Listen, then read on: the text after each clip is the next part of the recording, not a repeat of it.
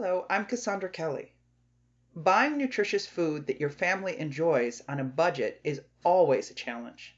The pandemic has made this even more difficult. So let's talk about food budget basics and how to fill your pantry without emptying your wallet. The USDA has some basic guidelines. Here you see is the daily diet for one adult that they consider the healthy servings. And here are what they give us for thrifty budget amounts for one adult female, one adult male, and a family of four. That's per week. You can go on their website and they have a much more detailed chart for children of all ages and various levels. I'll give you that link at the end of this. Now, a food budget, how much?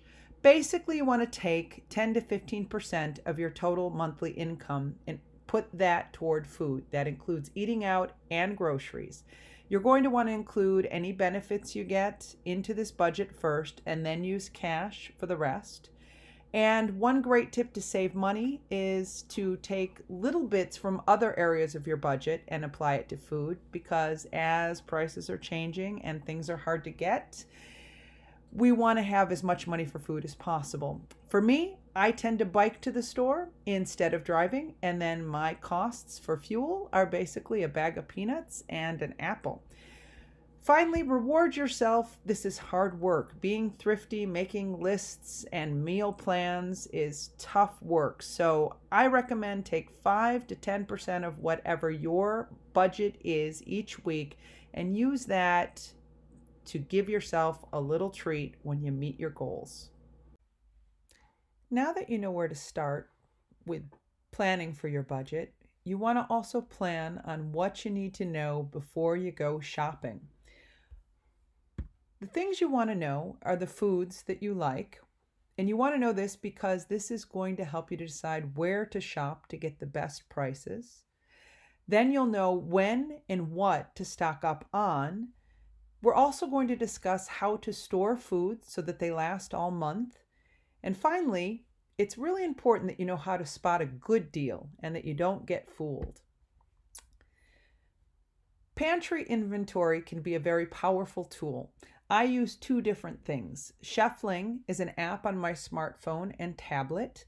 This has the pluses of having a barcode scanner, and it makes shopping lists, it has recipes, and everyone in the family can add or subtract things. It doesn't have some things that I find really important in understanding what I use and how often. And for this, I just do something very simple. It's called item labeling, and it's a way to track the information I need. What I do is I use a Sharpie, and sometimes I use tape. Other times, right on the container, I write the date, I write the price, and if it is a sale price, I note that because I can't get that every day. I will also, as you notice here on the cans, put how many I buy total and which of this it is. So we've got 3 of 4 and 2 of 4. I bought 4 cans that day, and it's taken me a while to use them. I will also, you will notice on the family pack, if I don't know from the label where I bought it, I will add some kind of code to let me know the store where I bought it so that I can get it again in the future. The second thing is where to shop and when to stock up on things. Now, prices can vary a lot depending on where you shop, just at different stores across the city. So what you want to look for is the best everyday price on things your family uses all the time. My grandma used to say that sales and coupons, well, they're good, but it's only a good deal if you don't end up throwing it out. So how do you find the best everyday prices? Well, you track things, you look around. To give you an example, I went shopping this past Saturday and I looked at cans of corn at 4 different stores. As you can see, my prices varied from 45 cents for a can to $1.69 a can. That doesn't seem like a lot, but if you think about it, over the course of a year, if you buy 1 can of corn a week, you'd spend almost $65 more for $1.69 than you would if you had bought the 45-cent can. So corner stores and specialty stores, you're paying for the convenience. So, how much food can you really get for $65? Well, here's an example. This is what I bought this past weekend at the public market. It cost me 13. I could buy this much food 5 times over if I buy the cheaper can of corn every week this year. So now that you're buying foods and you're stocking up, you need to have it last. It needs to be able to be storable. So you're going to want to get a mix of pantry items that last all month. Of course, there's the staples like rice and dried beans. That works really well. Canned goods last for years. But when you buy fresh produce and meats, you got to learn a few tricks. First, if you buy in bulk family packs and you break it down into smaller packages at home to freeze, that's a great way to portion it out over the month. And if you know how to store your produce so that it stays fresher longer, you can keep that fresh food going. A couple tricks I've learned over the years is things like cucumbers, squash, zucchini. They tend to rot quickly in the fridge if they're kept in plastic. But a clean cotton sock is great. Mushrooms do best if you put them in a paper bag. Then instead of rotting, they'll dry out and you can use them in soups and stews. In addition to freezing bulk foods, I like to cook extra every time I make a meal and put a frozen dinner in the freezer for later. Now, one thing you got to be able to do is spot a really good deal. And when I say a good deal, I mean one that's good for you. This is a food that you use. You don't want to get conned. So stores are in the business of making a profit. They do that by getting you to impulse buy when you're in the store. There's lots of ways that marketers work on to get you to do this, but just don't fall into the trap. What you do want to do is buy produce in season and use seasonal sales on things like turkey in the first couple weeks of November. If you don't buy a Christmas turkey, then get one and put it away for later. Look up and down as you're shopping because the eye level is where they put the most expensive items. Another really good skill to have is understanding and reading shelf tags. We're going to go over that in a minute, but you want to look at unit pricing, and this way you can really determine which size and brand is the best value for you, because sometimes buying larger saves you money, sometimes it doesn't.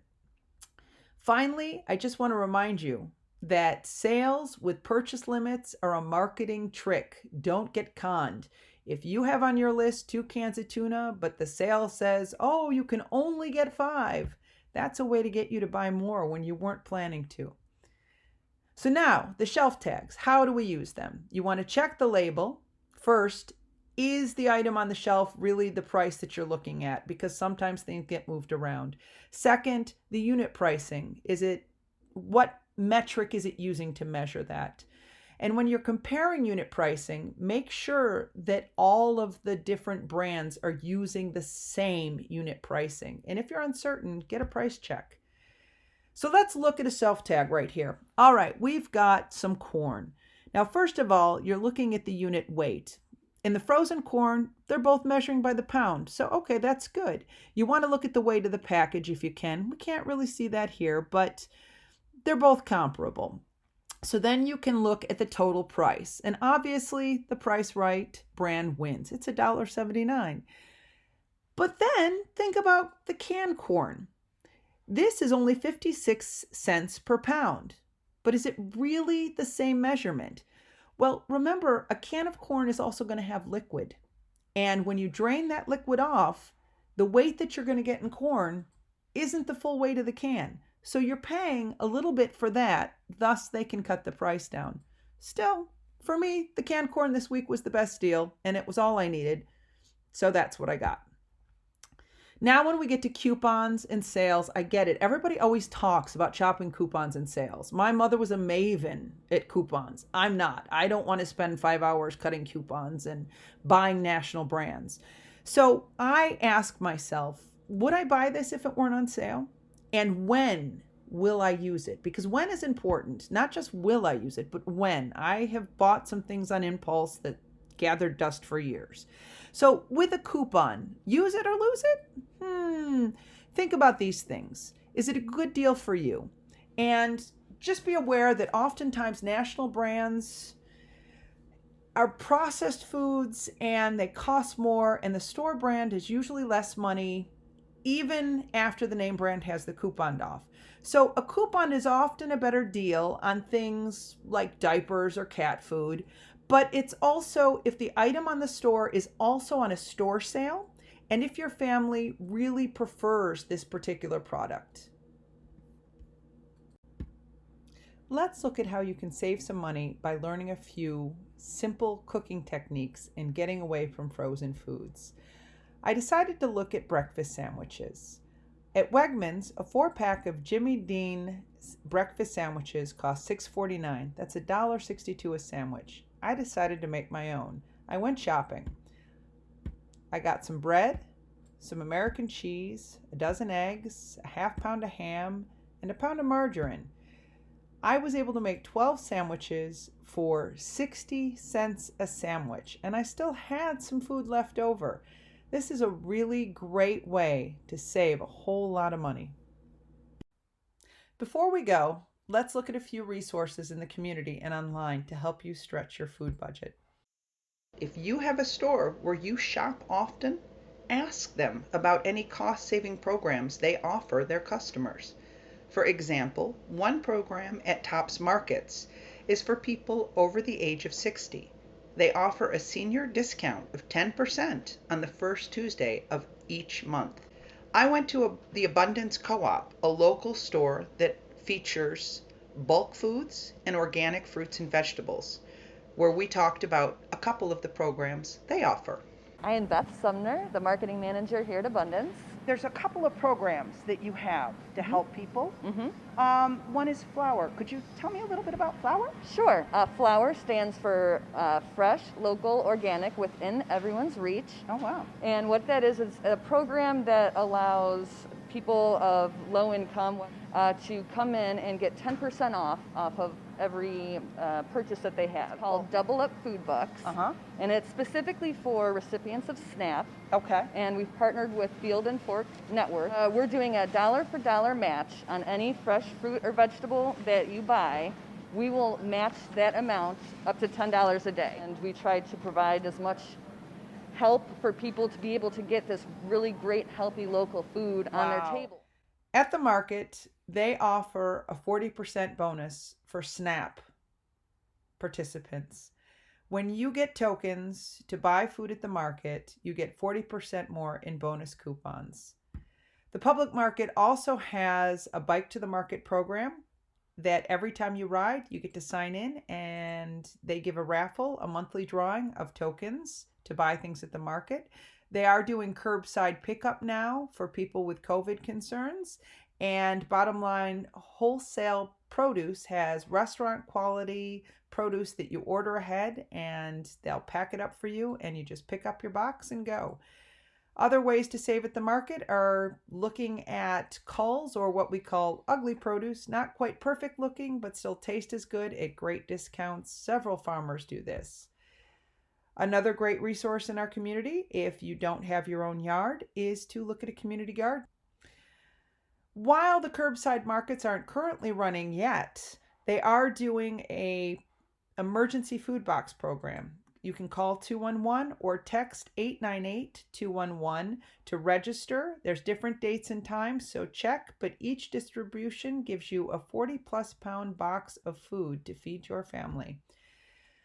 That about sums it up for today, but here are some links to some other resources online and things we've talked about in this program. So if you'd like a copy of this, please reach out to Exercise Express and we can get that to you. Thanks. I hope you have found this helpful. Thank you for joining me.